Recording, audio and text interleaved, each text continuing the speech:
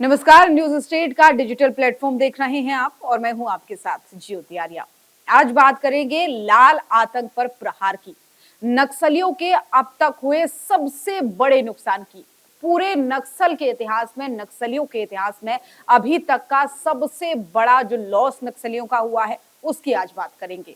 कैसे 24 घंटे भी नहीं हुए, करीब 15 यूं कहे सीधे सीधे, कल 6 नक्सली ढेर हुए, आज 7 नक्सली ढेर हो गए हैं और 50 से ज्यादा नक्सलियों को गिरफ्तार कर लिया गया है। और सबसे बड़ी बात इसमें यह है कि इसमें 1 करोड़ के इनामी के जैसे जो बड़े नक्सली हैं, माओवादी हैं, उनको ढेर किया गया है। तो ये अपने आप में एक बहुत बड़ी कामयाबी इसको सुरक्षा बलों की कह सकते हैं। हिडमा, जिसकी तलाश न जाने कितने दशकों से चल रही थी, जिसका आतंक न जाने कब से फैला हुआ था, जिसकी तलाश न जाने कब से चल रही थी, उसे तक इस मुठभेड़ में जो है मार गिराया है। तो एक बहुत बड़ी अचीवमेंट ये सुरक्षा बलों के लिए है। तो इसी पर विस्तार से चलिए बात करते हैं। सबसे पहले तो बात आपसे यही करते हैं कि गृह मंत्री अमित शाह ने क्या कहा था जब वो छत्तीसगढ़ पहुंचे थे। तो उन्होंने नक्सलवाद को लेकर कहा था कि नक्सलवाद का खात्मा तो हम करके ही रहेंगे। और सबसे बड़ी बात जो है, जो उन्होंने डेडलाइन दी थी, वो उन्होंने कहा था कि हम 31 मार्च 2026 तक नक्सलवाद को खत्म करेंगे। यानी चाहे प्रदेश की बात करें या फिर देश की बात करेंगे, सभी जगहों से नक्सलवाद को खत्म करेंगे। अब देश की हम बात करें तो देश में तो काफी हद तक कम हो गया है। प्रदेश की अगर हम बात करें तो जैसा कि प्रधानमंत्री नरेंद्र मोदी भी कई बार जिक्र कर चुके हैं कि मात्र अब 3 जिले ही ऐसे हैं जहां सैकड़ों जिलों में कभी नक्सलवाद हुआ करता था, माओवादियों का आतंक हुआ करता था। आज मात्र 3 जिले ऐसे बचे हैं जहां पर अभी भी नक्सलवाद है और वो भी धीरे धीरे समाप्त हो रहा है। यानी जैसे जैसे डेडलाइन करीब आती जा रही है वैसे वैसे समाप्त होता जा रहा है। अब बात अगर हम कल की ही कर ले तो 6 नक्सली मारे गए।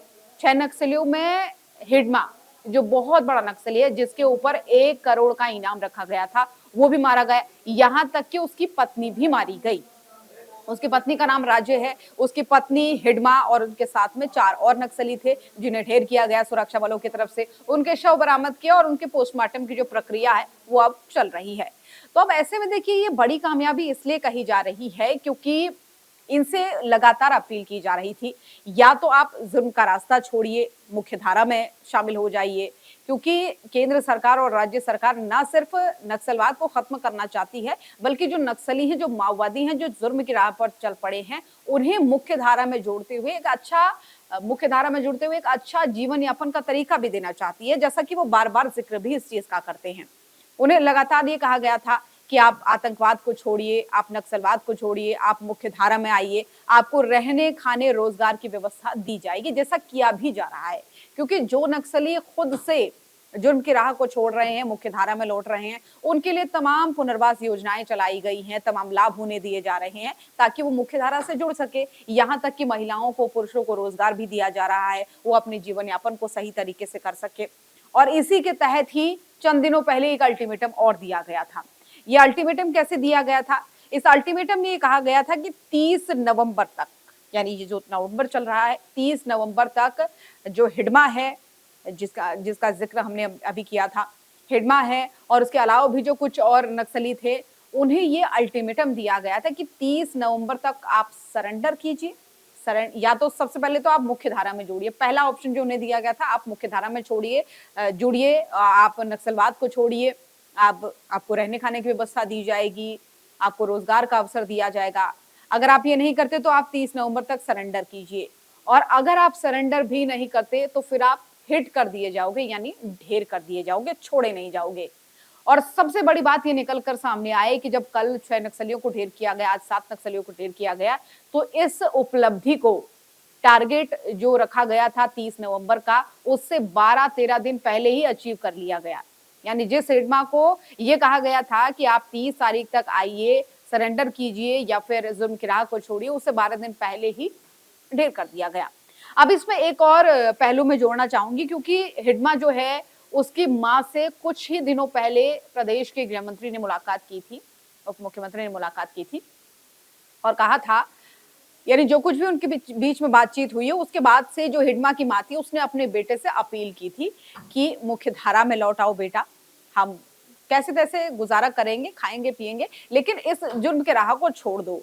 हम काम करेंगे, गांव में रहेंगे, खुशी खुशी रहेंगे, ये उसकी मां की तरफ से अपील की गई थी जब उप मुख्यमंत्री की तरफ से मुलाकात की गई थी। अब सबसे बड़ी बात यहाँ पर इसमें ये भी निकल कर आई, जब उन लोगों की मुलाकात हुई तो उसके बाद से हुआ ये कि मां ने तो अपील की लेकिन बेटा वापस नहीं आया। अब कहा यह भी जा रहा है कि हो सकता है अगर बेटा अपनी मां की बात सुन लेता तो हो सकता है इस नुकसान से बच सकता था, यानी एक जीवन को सही तरीके से जीने का मौका उसे मिल सकता था। अब क्योंकि हिडमा जैसा माओवादी इतने सालों से आतंकी जो है, इतने सालों से एक गुनाह के रास्ते पर चल पड़ा, इतने गुनाह कर चुका, न जाने कितने निर्दोषों को मार चुका और 1 करोड़ का इनाम उसके ऊपर था। तो चलिए एक नजर और डाल लेते हैं कि बीते 2-3 दिनों में हुआ क्या है नक्सलवाद को लेकर। जो कड़े प्रहार की हम बात कर रहे हैं, लाल आतंक पर कड़े प्रहार की बात कर रहे हैं, अब तक का नक्सलियों का सबसे बड़ा नुकसान हम बात कर रहे हैं, वो किस तरीके से हुआ वो जरा एक नजर में समझ लेते हैं। तो अभी हमने जब कल की ही बात की तो छत्तीसगढ़, आंध्र प्रदेश, तेलंगाना की सीमा पे जो है कुख्यात माडवी हिडमा, इसका पूरा नाम माडवी हिडमा है, और उसकी पत्नी राजे उसका नाम है, इन्हीं के साथ ही 6 नक्सलियों को ढेर किया गया था। बताया मैंने कि उनकी जो पोस्टमार्टम की प्रक्रिया है वो चल रही है। अब सबसे बड़ी बात यह है कि महिलाएं पुरुष दोनों बराबरी संख्या में हैं जो इस नक्सलवाद से जुड़े हैं, जिन्हें अब एक कर ढेर किया जा रहा है या फिर मुख्यधारा से जोड़ा जा रहा है, यानी जो नक्सलवाद का ग्राफ है उससे धीरे धीरे कम किया जा रहा है ताकि किसी न किसी दिन वो समाप्त हो जा सके, और जिसका डेडलाइन भी 2026 से 31 मार्च रखा हुआ है। अब ये लोग जब मारे गए तो इनके पास से तमाम हथियार बरामद किए, AK-47 की बात हम करें, कारतूस की हम बात करें, और तमाम सारे ऐसे हथियार थे जो इनके पास से बरामद किए गए। कई मैगजीन बरामद की गई, कई जगहों पर IED, कई जगहों पर टिफिन बम, इस तरीके की जो विस्फोटक सामग्रियां ये अपने पास में रखते थे वो सब बरामद किए गए हैं। अब ऐसे में आज की अगर हम बात करते हैं तो आज भी 7 नक्सलियों के मारे जाने की खबर है, यानी 7 नक्सली ढेर हो चुके हैं, जिसमें 3 महिलाएं शामिल हैं, 4 पुरुष शामिल हैं, और कई तो इनामी नक्सली भी इसमें बताए जा रहे हैं। इनके पास से भी AK-47 बरामद हुए हैं, यानी 8 से ज्यादा हथियार जो है इनके पास से भी बरामद हुए हैं। तो कहीं ना कहीं एक बहुत बड़ी सफलता मानी जा रही है, क्योंकि अगर हम 2 आंकड़ों की बात करते हैं, अगर हम 20 महीनों में जब से लगातार, यानी 1-1.5 साल के अंतर की बात करें, जब से लगातार गृह मंत्री की चेतावनी सामने आई थी, तब से बात की बात करें तो अगर हम ढेर जो नक्सलवादी किए गए हैं सुरक्षा बलों की तरफ से मुठभेड़ों में, उनकी संख्या की बात करें तो वो करीब-करीब 300 है, यानी 300 नक्सली माओवादियों को अब तक सुरक्षा बलों ने मुठभेड़ में ढेर कर दिया है इस टारगेट को देने के बाद से।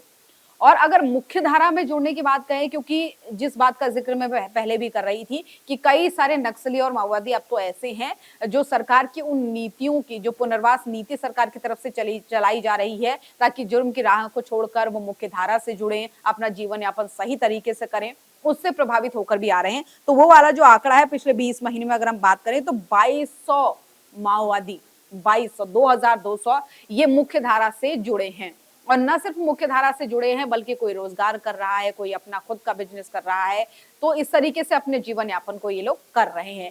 तो ये कहीं ना कहीं इनके लिए एक बहुत अच्छा पॉइंट है, और इसी को देखते हुए ये जो 2200 लोग हैं, कुछ लोगों ने पहले किया आत्मसमर्पण, कुछ लोगों ने खुद सरेंडर किया, तो इन्हें देख देख कर धीरे धीरे ये ग्राफ बढ़ता गया, और ये ग्राफ इस कदर पड़ा कि अब जो है मुख्य धारा में लौटने वालों की जो संख्या है वो काफी बड़ी हो गई है, और नक्सलवाद का जो ग्राफ है वो धीरे धीरे कम होता जा रहा है।